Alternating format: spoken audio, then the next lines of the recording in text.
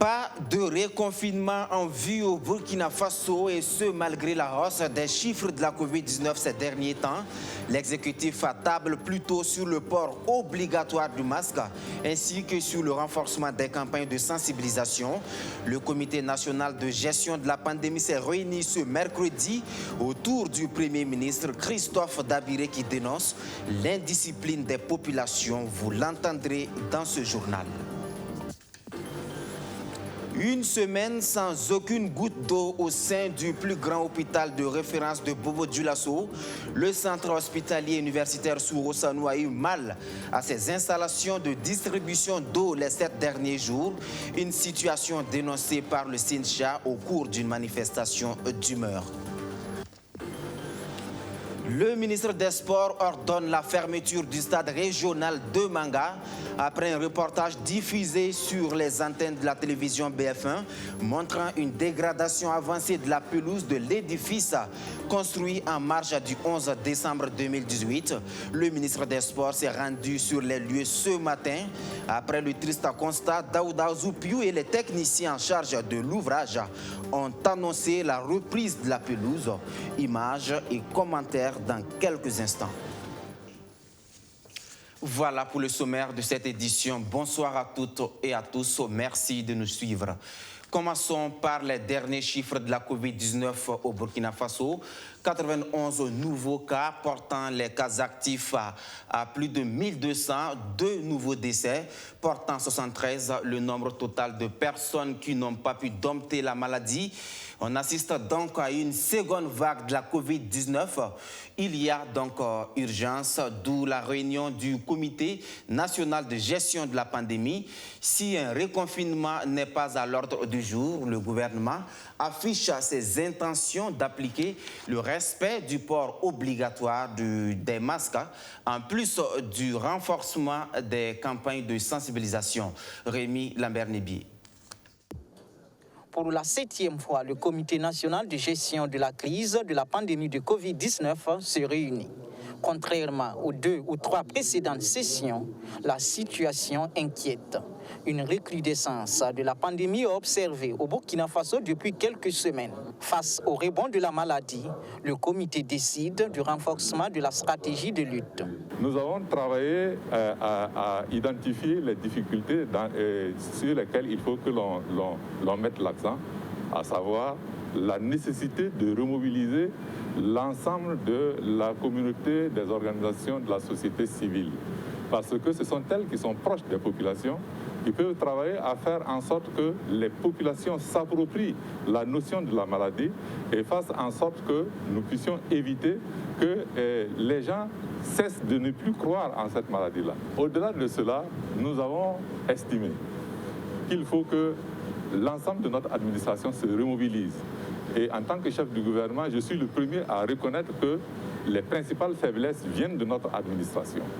Nous avons mis en place, dès le début de la pandémie, un certain dispositif, à savoir le port du masque obligatoire pour accéder aux édifices publics, le lavement des mains, la distanciation, etc., etc. Les premières semaines, ça a été respecté. Et aujourd'hui, dans nos administrations, on rentre comme à la fois, personne ne porte le masque, personne ne se lave les mains. Et je vais faire en sorte que nous puissions reprendre en main cet aspect de la question. Nous avons également insisté pour que la dévolution de cette maladie au niveau de notre système de santé soit une réalité.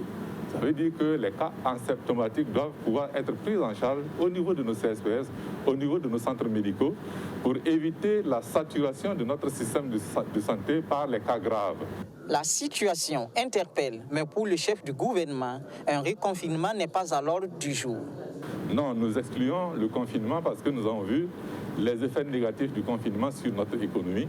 Mais évidemment, si du jour au lendemain, nous nous retrouvons dans une situation catastrophique, ce que je ne souhaite pas du tout, et le gouvernement, du fait qu'il est responsable de la santé des populations de ce pays, sera obligé de prendre un certain nombre de mesures de restriction qui pourraient être désagréables pour l'ensemble des populations de notre pays. Cette recrudescence de la Covid-19 est observée à l'issue de la campagne électorale, durant laquelle une négligence des mesures barrières a été constatée. Mais pour le chef du gouvernement, le rebond n'est pas à mettre au compte des seuls acteurs politiques.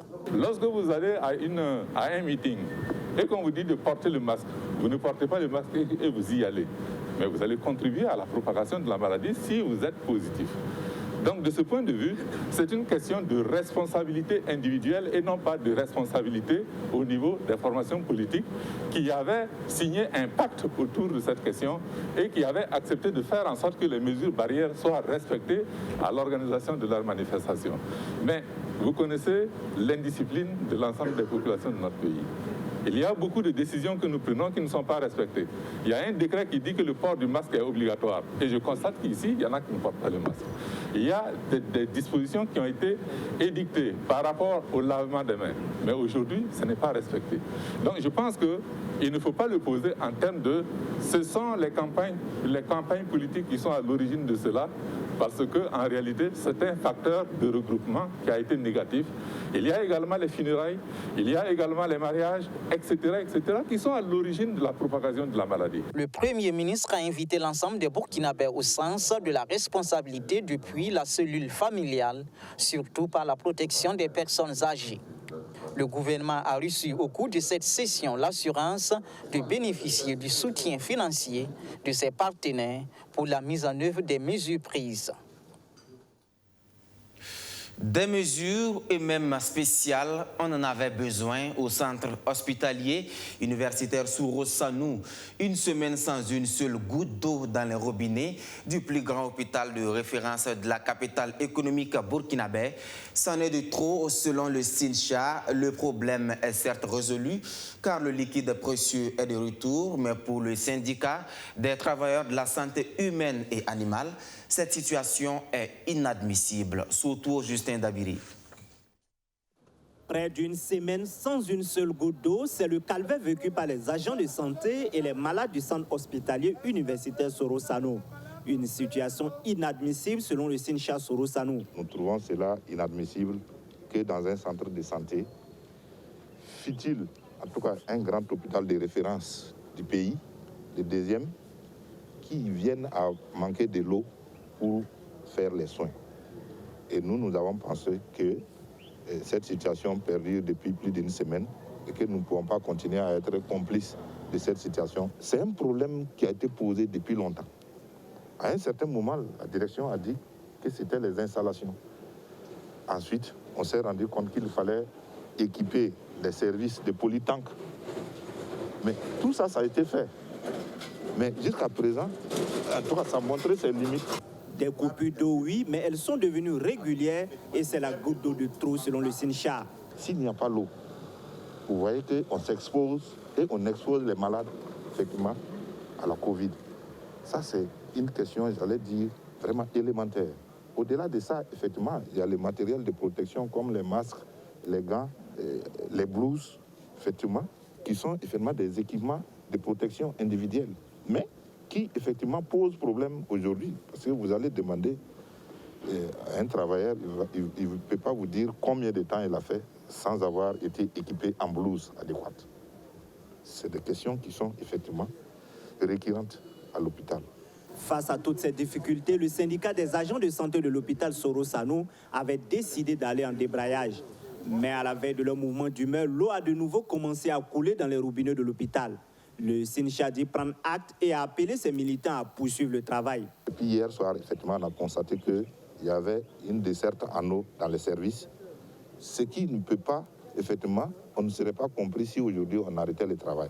C'est pour cela que nous avons tenu à dire que d'ores et déjà, s'il arrivait qu'il y ait une coupure dans un service donné, effectivement, en tout cas notre syndicat était partant pour que le travail soit arrêté au niveau de ces services. À la direction générale de CHU Soro Sanou, cette situation est due, selon le directeur général, à un problème technique. Les services de l'ONEA auraient détecté le problème et des mesures ont été prises pour le résoudre. L'eau est revenue au sein de l'hôpital et Bakary Sanou, DG de l'hôpital Soro Sanou, qui n'a pas voulu réagir devant notre caméra, dit ne pas comprendre le mouvement d'humeur du SINCHA. Un mouvement qu'il qualifie d'ailleurs d'illégal. Les forces de sécurité, elles, par contre, ont agi en toute légalité, en collaboration avec les populations. Une cargaison de 600 kg de poulet avarié a été saisie et détruite. Un stock entré frauduleusement au Burkina Faso en provenance de l'Amérique latine. La Ligue des consommateurs invite les populations à la prudence en cette veille de fête de fin d'année. Elle les invite par la même occasion à continuer leur rôle de veille et de dénonciation. Roméo Koita était sur les lieux de l'incinération. Voici pour vous son reportage. Dans ces flammes se consument près de 600 kg de volaille. Du poulet impropre à la consommation et qui était pourtant prêt à être vendu sur le marché burkinabé. Mais l'action conjuguée des forces de sécurité et de la population a permis de saisir le stock avant qu'il ne se retrouve dans l'assiette du consommateur. La police a remarqué donc que la voiture était chargée. Le monsieur a essayé de s'échapper, mais c'est la population elle-même qui a aidé à intercepter le véhicule.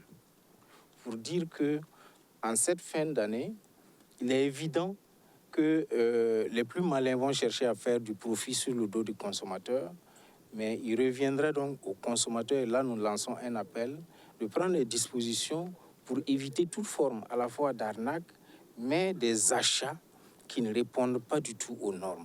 Les enquêtes se poursuivent afin de faire la lumière sur cette affaire. Le contrevenant, lui, est actuellement entre les mains de la police. Les produits saisis proviennent de l'Amérique latine, ce qui est une infraction. La loi interdit l'importation de tout produit animal hors de l'espace UEMOA, à l'exception du poisson, au Burkina Faso. Et puis, il y a le fait que les conditions de transport de la volaille n'étaient pas requises. La consommation d'un tel produit est dangereuse pour la santé.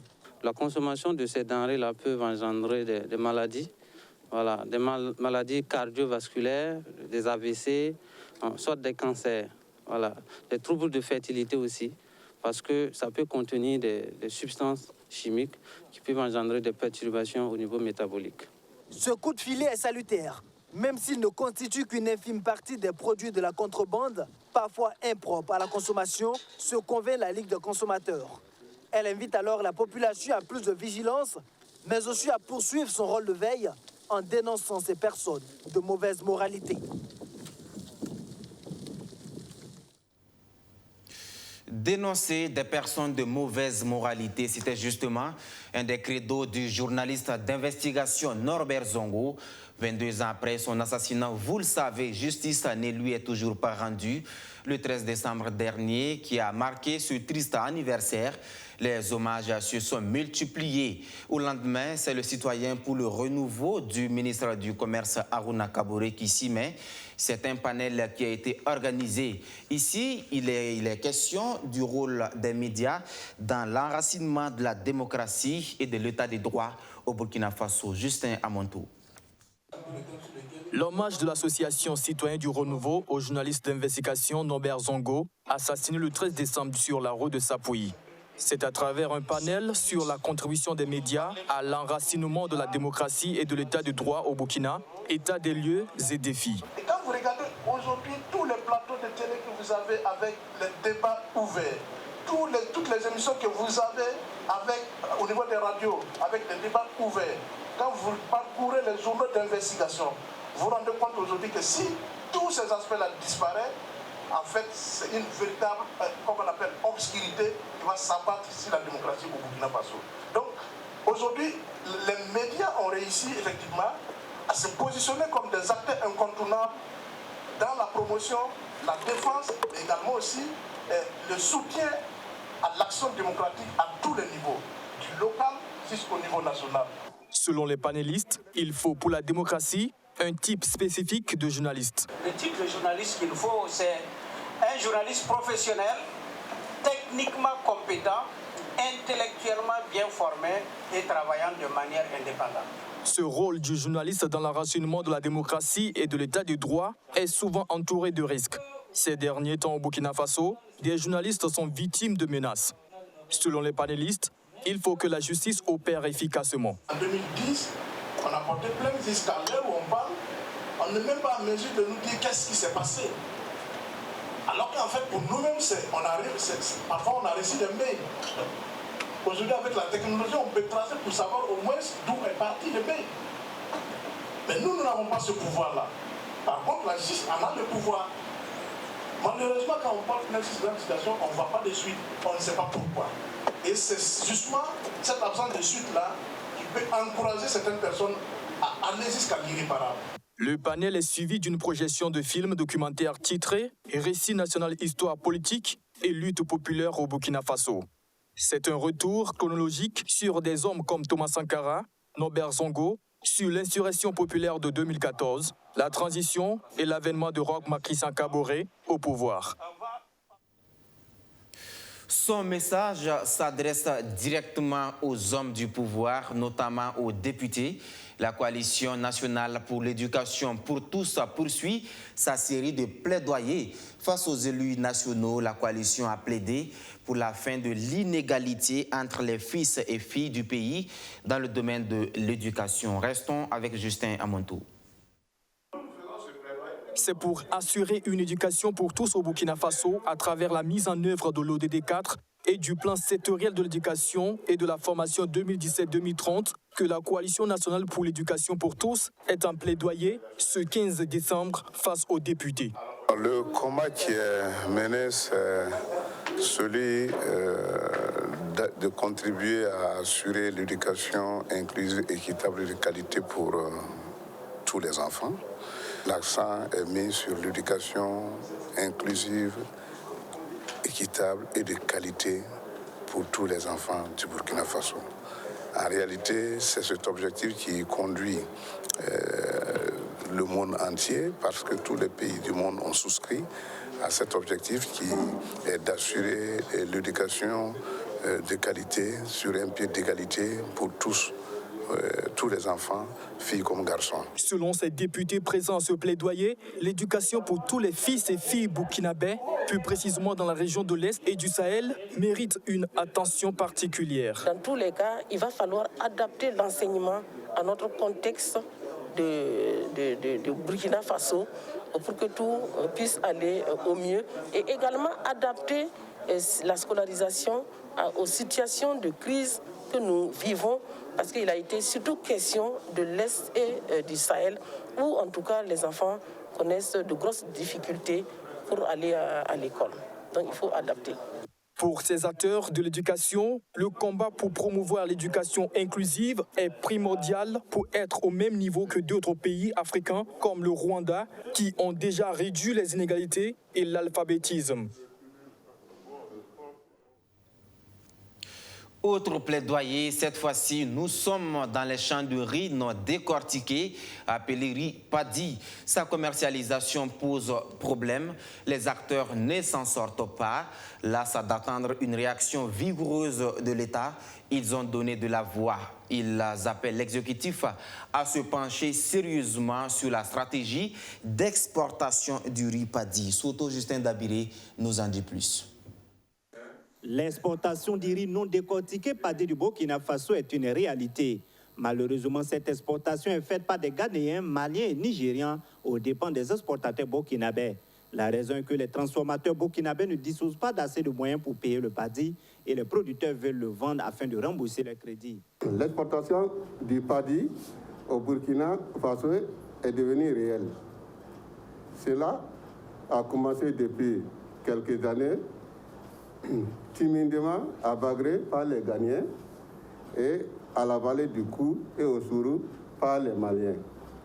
Aujourd'hui, ce sont les Nigériens qui sont arrivés dans les grandes plaines Bagré, vallée du Kou et Sourou. Les transformateurs n'ont pas assez de marché pour écouler du riz du Burkina.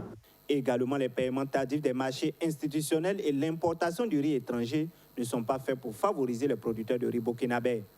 Mais si les cantines ne nous payent pas, depuis l'an passé, en novembre, là, nous on est livré du riz. Jusqu'à présent, on n'a pas payé. Alors, et c'est les mêmes qui vont aller prendre le riz importé parce que là-bas, là, c'est moins cher. Puis c'est moins cher parce que c'est du riz là même, ils peuvent vendre là même. Hein? à moins à 200 et quelques mille francs. Il fait tout le monde faire. 280.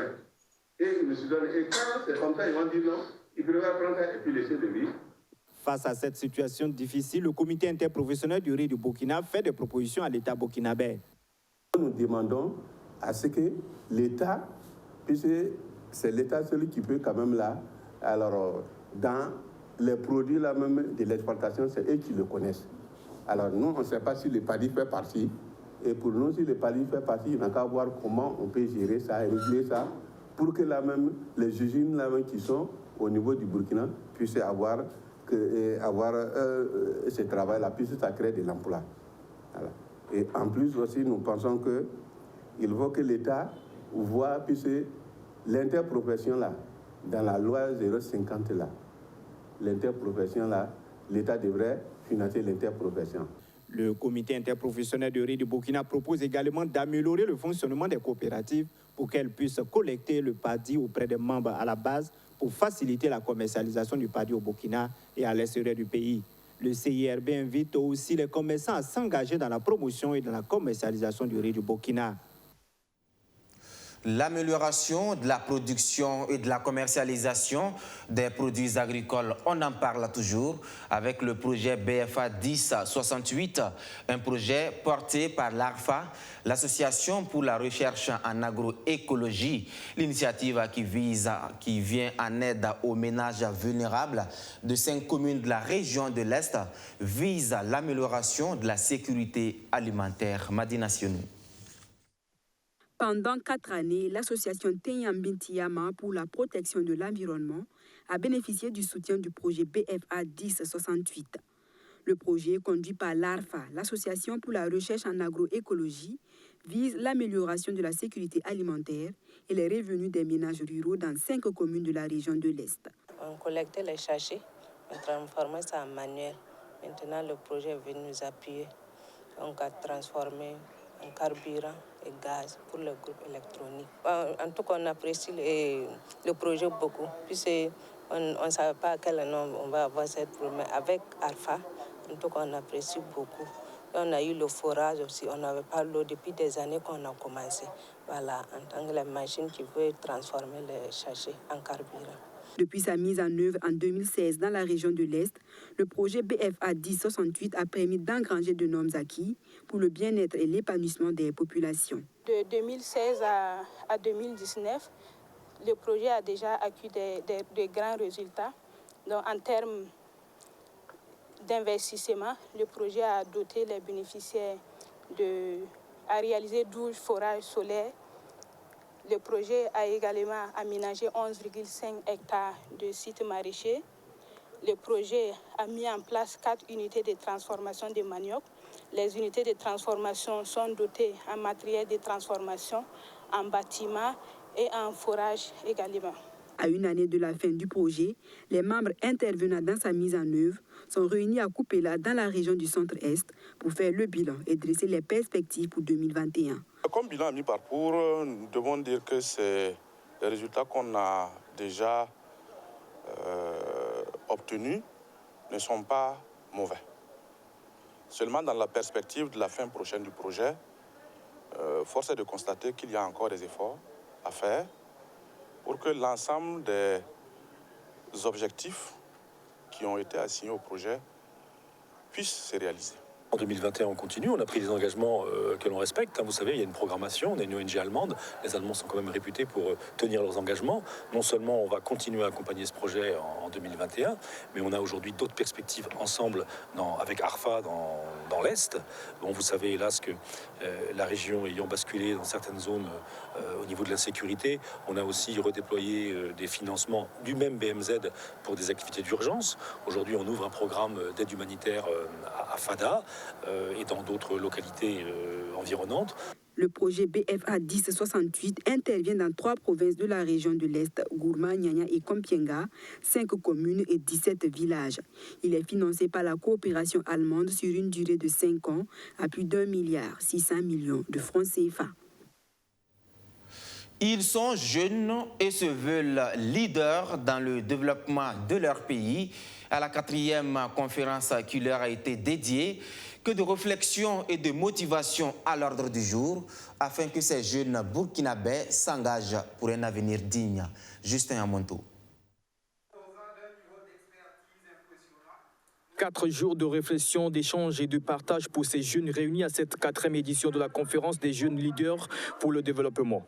Cette conférence, initiée par le mouvement de réflexion sur les opportunités de développement du Burkina Faso, a pour objectif d'activer en la jeunesse burkinabé la force de s'engager pour un avenir digne. C'était vraiment des moments très intéressants d'interaction, de discussion, de réflexion sur les grands défis de notre pays, le Burkina Faso. Le thème de cette année, c'était jeunesse engagée et réinvention de l'avenir. Et donc nous sortons de cette édition très satisfaits parce que non seulement nous avons projeté une participation de 100 jeunes, ce que nous avons atteint, nous avons également projeté un certain nombre de communications en ligne et en présentiel, ce que nous avons également atteint.